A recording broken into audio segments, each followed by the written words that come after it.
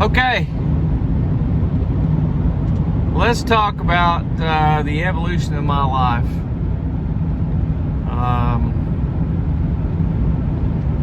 After elementary school, my parents made the determination that I needed to go to McCallie. And my brother was already there, been there a couple of years when I went. And of course, I'd heard horror stories about the whole thing. And I did really good in school in the elementary school years. I was a smart kid. I was always number one or two in the class. And was popular with everybody, you know. I mean, it was kind of my thing. I enjoyed it. I didn't mind going to school. I did good in school and all that. And you know, the church community crowd that we had and my family and everything was about as solid and golden as you could possibly even think about. I mean, it was just an awesome way to grow up. And you know, then I guess at age 12 or thereabouts, I started at McCallie in the 7th grade. And I remember that it was quite unnerving in many ways. For one, there's no girls, so I mean, it was just like one big free-for-all all day. And my brother was there I guess he was in the 9th grade by the time I started the 7th grade. So that helped me out a little bit. At least I had my brother there, you know, in case something went totally haywire.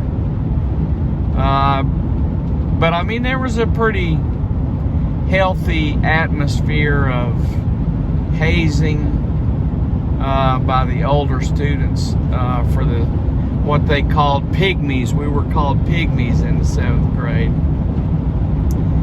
And you know, I mean, I was probably one of the smallest pygmies that there was there. And you know, that whole thing was real eye-opener. For one, you know, I was from the public school system. I was from, you know, the valley. I didn't live on the mountains, you know, and I was just a plain redneck, you know, that had been brought in over there. And, you know, I didn't talk the same as the rest of those guys. And they made fun of me a lot, you know, and that, you know, I wasn't used to that. That was so odd, you know, that they were picking on me, you know, and making me think I was so different, you know. And not to mention the fact that I was little, so it was just kind of a rude awakening to a new world where seemingly people were smarter and better and all that, you know what I mean? So my memories of that are really just a survival mode, especially in the 7th grade. I mean, there was really nothing that was exceptionally good about it. I mean, I studied a lot. It seemed like out of a class of 110 people, my rank was always about 33rd, and that was pretty much demotivating for me. I didn't like going there. There were no girls. But I just kind of kept going. I guess I didn't complain too bad. And you know, 8th grade's more of the same, 9th grade's more of the same. By the time the 9th grade rolled around, my brother had a car. And so that opened my eyes and opened some doors to kind of a more modern way of living and growing up. And my brother was quite a speed demon in the automobile, and I was in a pretty rough car crash. What I think would be golly, the summer of 76, maybe, something like that. And just about 2 or 3 weeks after my brother got his driver's license, we totaled his Camaro on Brander Road, right over there down the hill from Capital Toyota.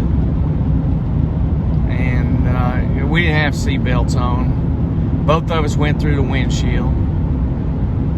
I can remember distinctly that night that we did that. We just rolled Lisa Wells's house with probably 300 rolls of toilet paper.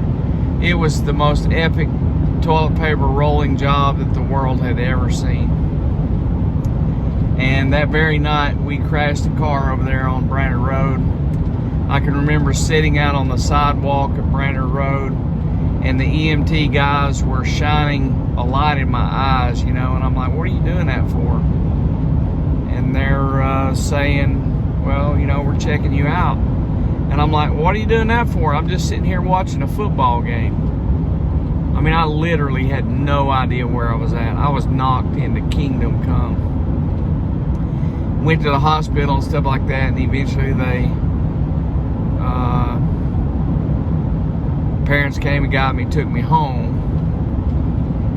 And, after a few days of whatever, I survived it. I mean, both of us were in a car crash where both of us went through the windshield. And I think my brother had one tiny scratch on the back of his head where a piece of glass had kind of stuck in the back of his head, and he had a little cut. Other than that, we didn't have a scratch. And I mean, that's a pretty weird situation, but obviously the guardian angels were working overtime back in those days. And, that was one of the more memorable things that happened to me.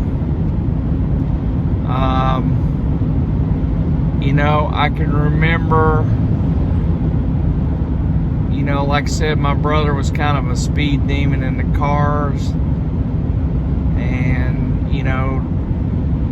we were just kind of getting through life, you know what I mean? Riding down the road, listening to Led Zeppelin, Physical Graffiti. I remember that record came out. Some of the more memorable things. Peter Frampton Comes Alive and Kiss Alive 1, there's some pretty amazing musical things happened right about in there that had an influence on me for sure. And then I can remember, it was time for me to turn 16, and I got me a car, and I had me a Camaro, and it was fun. And I can remember, man, I washed and waxed that car like every day.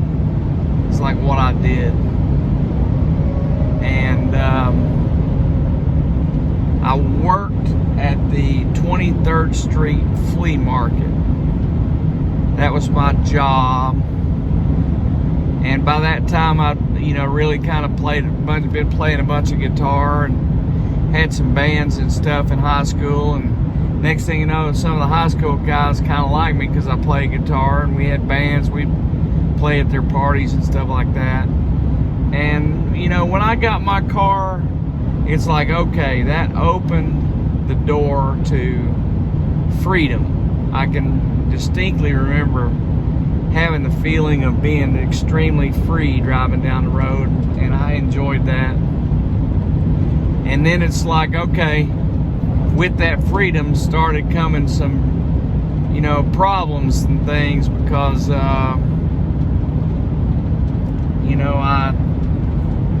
a lot of my buddies and friends and stuff start tapping into the beer, and know, I'd get into some beer. Next thing you know, we're, you know, drinking Miller Ponies, you know, out at the Marlboro Drive-In. I mean, it's kind of how it was when we grew up. And I can remember going home and being sick and having the bed spins and stuff like that.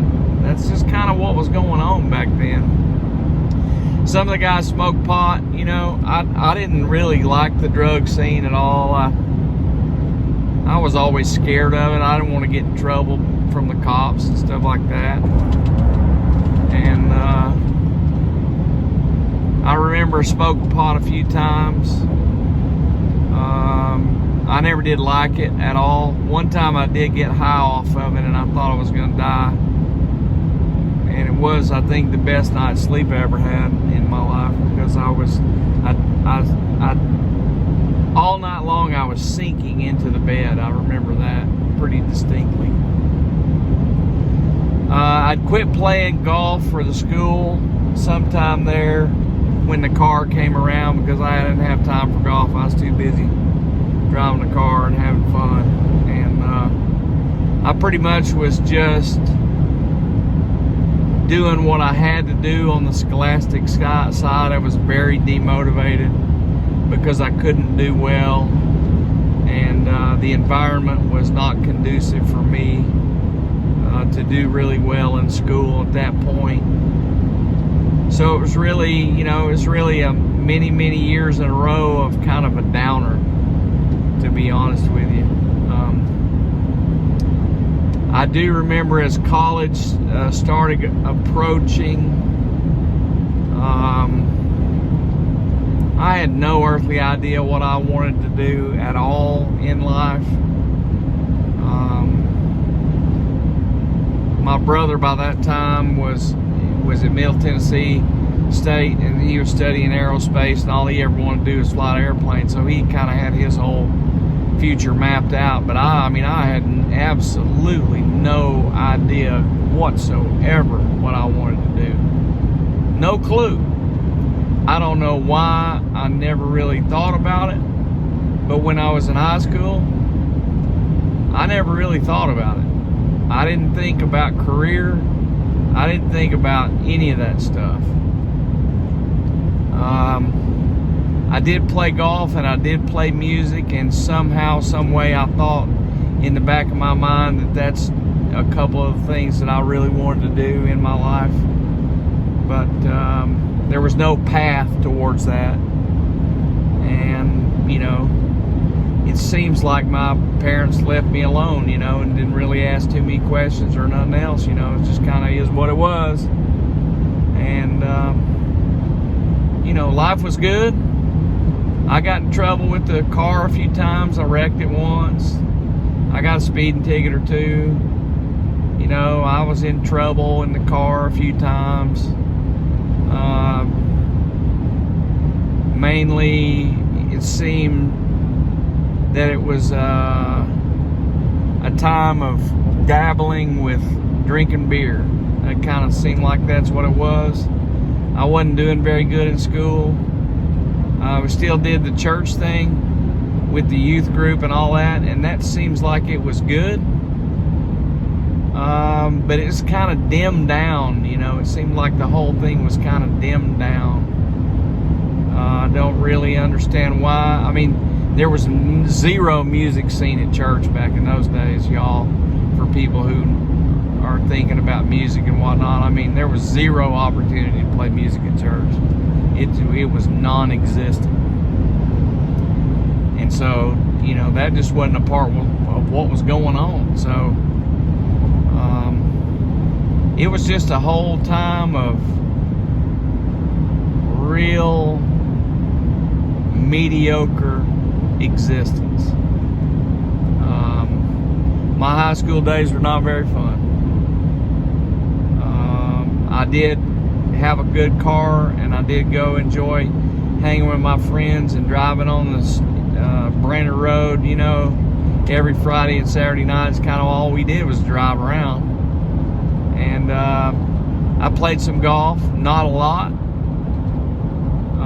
Didn't really do much with golf at that time. Did play on the high school team after, you know, a year or two. think I played maybe as a freshman or something like that. And then after that, I was too busy driving that car and having fun. So that was pretty much it. I mean, it was very, very, very mediocre existence. I do remember, you know, driving the cars and doing the whole car scene. I mean, it was like a street rod show every Friday and Saturday night over there on Brainerd Road, and a lot of people know what I'm talking about. And I had a friend that lived down the street from me, you know, back when I was in elementary school, named Eddie Gritton. He had a Camaro, a 69 Camaro, and I remember he got killed on one night, like a Saturday night or Friday night or Saturday night, I don't know. But he famously was killed in a car wreck over on South Terrace when he was drag racing somebody and somehow got hit and lost control of the car, and he hit a curb and flipped up in the air at over 100 miles an hour and wrapped around a telephone pole, if you can imagine. And there's a lot of pictures of that around the internet these days. I can remember when that happened. It was one of those shockers where it's like my mom came in that morning and said, "Hey, Eddie Gritton got killed in a car wreck last night." And I'm like, I was in utter disbelief. Absolute 100% utter disbelief that had happened. And that's pretty much the extent of my high school days. I mean, it was just really, I don't look back on it with a lot of fond memories. And there were some good times. I enjoyed driving the car and having fun with the car, and hanging with some of my friends, and, you know, having some relaxing times and doing some fun summer stuff and things of that nature. But it was really a time of being exposed to some, you know, wrongness, if you know what I'm talking about. And it didn't jive with my spirit, I can tell you that. I didn't really enjoy all that kind of stuff that was going on. But it was what it was. And I did eventually graduate from Macaulay in 1979, despite the fact that most of the people down there thought that I never would. I got in trouble a few times, and I mean, it was dangerously close to being in some severe reprimand from the powers that be, but somehow or another I dodged a bullet on all that. I walked with my diploma in sometime, I guess May of 1979. So that's how my high school days were.